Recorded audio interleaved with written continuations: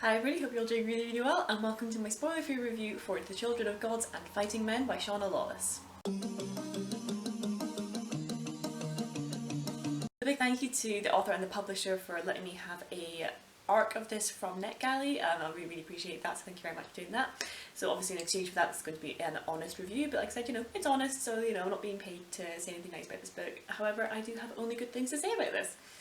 This is a really fantastic historical fantasy, sort of set in Ireland circa 1990, set in Ireland circa 990 AD, sort of following the point of view of two women who have different magics and occupy opposing positions within society.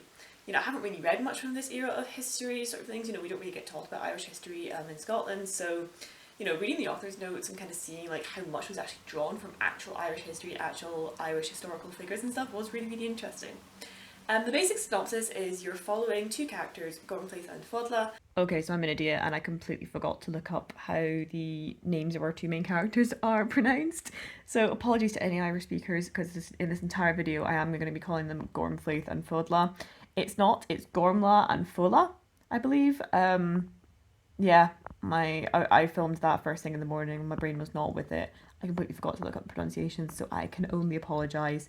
And please do, when I'm saying these names, please do remember that it's actually pronounced Gormla and Fola.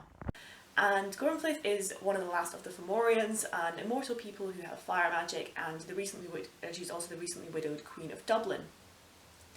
And her goal for the entire book is to put her son Sitric into a position of power, with her main goal to see him as the next king of Dublin. And Fodla is one of the Tuatha Dé Danann, and she, is another magical immortal race, and she has the ability to heal. She has healing magic, and after her sister becomes pregnant by a mortal man, which kind of goes against the laws of the Tuatha Dé Danann.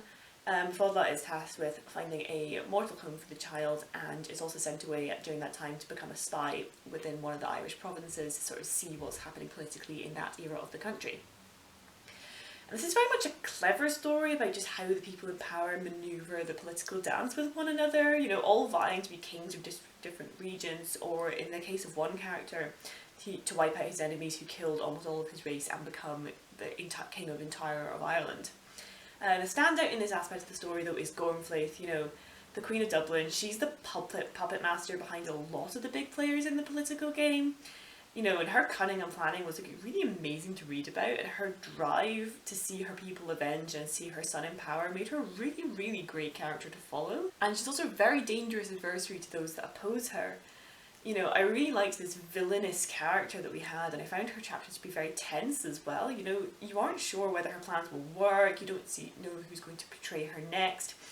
And her own position, you're sort of worried for her in her own position since she comes under scrutiny being the queen, because she's trying to hide the fact that she's immortal as well, because that's how people can then maybe tell that she's a Fomorian.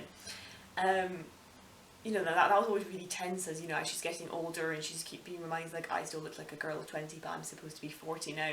I'm gonna have to fake my death and vanish soon, but I want to see Sitric in power first. She's kind of got that really great conflict really of she wants to protect self-preservation versus wanting to see her son and wanting to protect her son. Yeah, I really enjoyed how everything she did kind of comes back to wanting her son to be in power, and it helps ground everything she does and make her motivations really easy to follow. And our other main character is Fodla, a magical healer who's been sent away to spy on one of the provincial kings with her young nephew.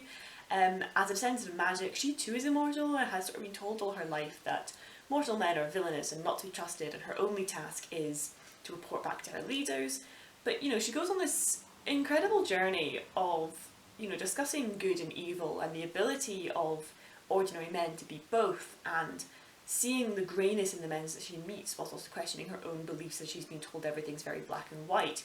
I really enjoy watching characters form their own decisions about stuff that they've been taught, and seeing her, and especially seeing these kind of characters choose to believe in something new and radical. So her journey was really great to follow too. She's a very sweet character, not at all spy material, and I enjoyed seeing her struggle with staying neutral and not caring about those around her, because it very much goes against her instincts as a healer. So it was really great to see her tested in this way. From her you also see some interesting points about the Tuatha Dé Danann, in particular one of their leaders, Thomas, whom Fodla had a previous relationship with. He's a very interesting character, you know. Fodla definitely goes through an arc of questioning her loyalty to him, as well as the beliefs that he stands beside. And Fodla's sister as well was a really interesting person, even though she's only really, you don't really see too much of her in the story. She's a very good catalyst for Fodla's journey and Fodla's character arc. And I'm very glad that the book set up how close they were in the beginning, you know, and continue to remind you of their closeness as the book goes on, because that is a really, really important aspect of Fodla's character, and I like that they didn't accidentally leave that behind. Fantastic writing as well, like it's just a really easy book to read, and I just enjoyed the rhythm of how things were paced and described. I think the action was well paced with the character stuff. The time skips were a little confusing at times, you know, I wasn't always 100% sure how much time had passed. But it did help sell the idea that the story takes place over the course of a few years, and it takes a lot of time for all the plans and sort of manoeuvring and stuff to come into effect and see how that plays out. I would really recommend this to anyone who likes well-written characters and interesting historical stories with a lot of political games. You know, there's a lot of moving parts and not everything goes to plan, which always makes things really interesting. And having only 2 points of view as well was a really, really good decision. You know, it stops it from becoming too busy and oversaturated with loads and loads of different characters. So I really like that whilst there is a huge cast of characters, you're only seeing things from Gormflaith and Fodla's point of view. The historical setting is fantastic, it's really fascinating, you know, particularly with the depictions of the settled Vikings versus the rise of Christianity at the time, you know, with the conflict between these two religions being felt between the characters and their beliefs. Like, I love stuff like that, you know. When I read the oh fuck, what's that series called? The Bear and the Nightingale, that series. Winter Night, that's it.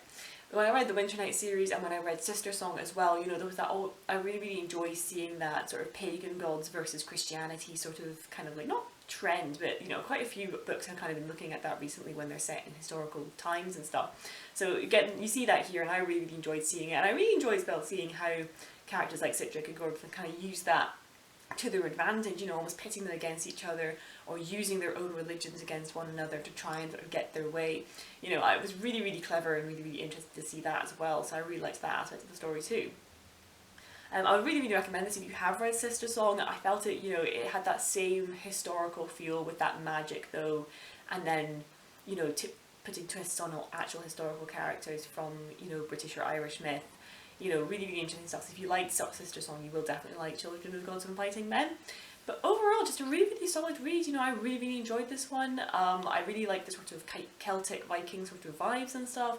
It was set in a historical time that I know absolutely nothing about, so this was really, really fun to kind of see this author take those spins on those actual characters. And yeah, just overall, really, really great. I believe there's going to be a sequel, or it's going to be a series, so I'm really looking forward to that and see where these characters go next. Thank you again for the author and the publisher for giving me an arc of this. Have you had a chance to read Children of Gods and Fighting Men? What did you think of it? Let me know below down in the comments. And if you're going to pick this up when it comes out, can't remember exactly when it's going to come out, but I will leave that release date for it here. But I would definitely recommend adding it to your TBR. If you've reached the end of this video, feel free to leave a like and feel free to subscribe. I post 2 videos a week. Thank you so much for watching. I'll see you next time.